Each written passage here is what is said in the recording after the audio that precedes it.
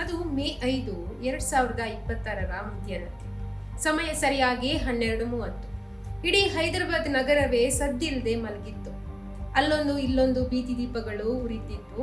ಈ ನಿರ್ಜನ ರಸ್ತೆಯಲ್ಲಿ ಒಂಟಿ ಮಹಿಳೆಯೊಬ್ಬಳು ಅದೆಷ್ಟೋ ಹೊತ್ತಿನಿಂದ ಹಾಗೆ ನಿಂತಿದ್ಲು.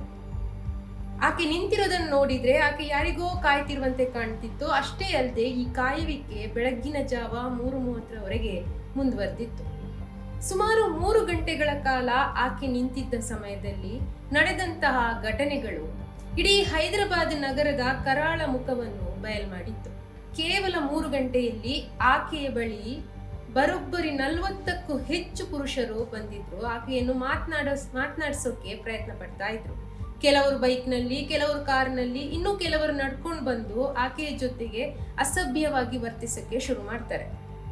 ಅವರಲ್ಲಿ ಕೆಲವರು ಒಂದಷ್ಟು ವಿದ್ಯಾರ್ಥಿಗಳಿದ್ರು, ಇನ್ನೊಂದಷ್ಟು IT ಕಂಪನಿಗಳಲ್ಲಿ ಕೆಲಸ ಮಾಡುವಂತವರಿದ್ರು, ಇನ್ನೊಂದಷ್ಟು ಸಾಮಾನ್ಯ ನಾಗರಿಕರು ಕೂಡ ಇದ್ರು. ಇವರೆಲ್ಲರ ಉದ್ದೇಶ ಮಾತ್ರ ಒಂದೇ ಆಗಿತ್ತು. ಆ ಕೆಟ್ಟ ಮನಸ್ಥಿತಿಯಿಂದನೇ ಆಕೆ ಜೊತೆ ಮಾತನಾಡಿಸೋಕೆ ಪ್ರಯತ್ನ ಪಡ್ತಾ ಇದ್ರು. ಕೆಲವೊಂದಷ್ಟು ಜನ ಕುಡಿದು ಬಂದು ಆಕೆ ಜೊತೆ ಅಸಭ್ಯವಾಗಿ ವರ್ತಿಸಕ್ಕೆ ಶುರು ಮಾಡ್ತಾರೆ. ಕೆಲವೊಂದಷ್ಟು ಜನ ಸಿಕ್ಕಿದ್ದೇ ಚಾನ್ಸ್ ಅಂದ್ಕೊಂಡು ಆಕೆಯ ಜೊತೆ ಮಿತಿ ಮೀರಿದಂತೆ ವರ್ತಿಸೋಕೆ ಶುರು ಮಾಡ್ತಾರೆ. ಒಟ್ನಲ್ಲಿ ಒಬ್ಬ ಒಂಟಿ ಮಹಿಳೆ ಒಂದು ನಡು ರಸ್ತೆಯಲ್ಲಿ ನಿಂತಿದ್ದಾಗ ಅನುಭವಿಸಬೇಕಾಗಿದ್ದಂತ ಎಲ್ಲಾ ಕಿರುಕುಳವನ್ನು ಆ ಮಹಿಳೆ ಆ ರಾತ್ರಿ ಅನುಭವಿಸಿದ್ಲು. ಆದ್ರೆ ಈ ಕಥೆಯ ಅಸಲಿಯತೆ ಬೇರೆ ಆಗಿತ್ತು. ಇದರಲ್ಲೊಂದು ಟ್ವಿಸ್ಟ್ ಇತ್ತು. ಅಲ್ಲಿ ನಿಂತಿದ್ದಂತ ಆ ರಸ್ತೆಯಲ್ಲಿ ಆ ಮಧ್ಯರಾತ್ರಿ ನಿಂತಿದ್ದಂತ ಮಹಿಳೆ ಸಾಮಾನ್ಯದವಳಾಗಿರ್ಲಿಲ್ಲ. ಅವರು ಹೈದರಾಬಾದ್ನ ಮಲ್ಕಾಜ್ಗಿರಿ ಪೊಲೀಸ್ ಕಮಿಷನರ್ IPS ಸುಮತಿ.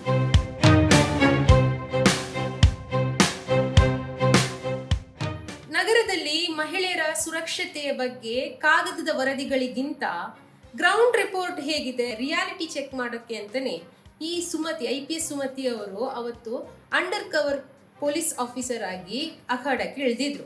ಯಾವುದೇ ಯೂನಿಫಾರ್ಮ್ ಇಲ್ಲ ಅಥವಾ ಯಾವುದೇ ಭದ್ರತೆ ಇಲ್ಲ. ಆದ್ರೆ ಅವರ ಜೊತೆಗಿದ್ದ ಒಂದು ತಂಡ ದೂರದಲ್ಲಿ ನಿಂತು ಇಂಥ ಕಾಮುಕರಿಗೋಸ್ಕರ ಹೊಂಚಾಗ್ತಿತ್ತು. ರಸ್ತೆ ಬದಿಯಲ್ಲಿ ಸಾಮಾನ್ಯ ಒಬ್ಬ ಮಹಿಳೆಯಂತೆ ನಿಂತಿದ್ದಂತಹ ಸುಮತಿ ಜೊತೆಗೆ ಈ ಕಾಮುಕರು ಯಾವಾಗ ಮಿತಿ ಮೀರಿದಂತೆ ವರ್ತಿಸಕ್ಕೆ ಶುರು ಮಾಡ್ತಾರೋ ಪೊಲೀಸರು ಅಲರ್ಟ್ ಆಗ್ತಾರೆ.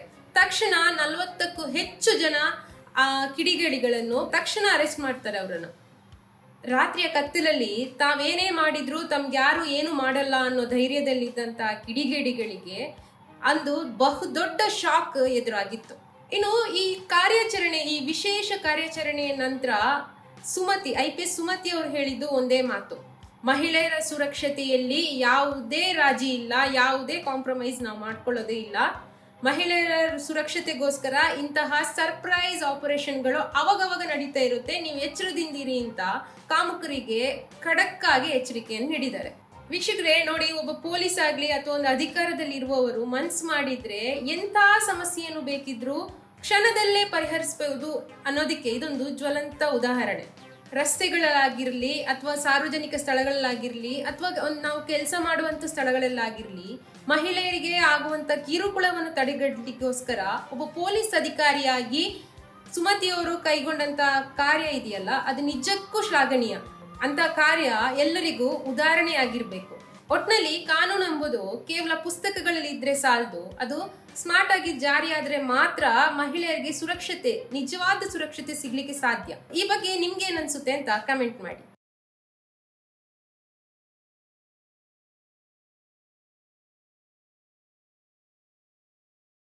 ಹೆಚ್ಚಿನ ಸುದ್ದಿ ಅಪ್ಡೇಟ್ಗೆ ಈಗಲೇ the federal Karnataka YouTube page ಅನ್ನು ಸಬ್ಸ್ಕ್ರೈಬ್ ಮಾಡಿ.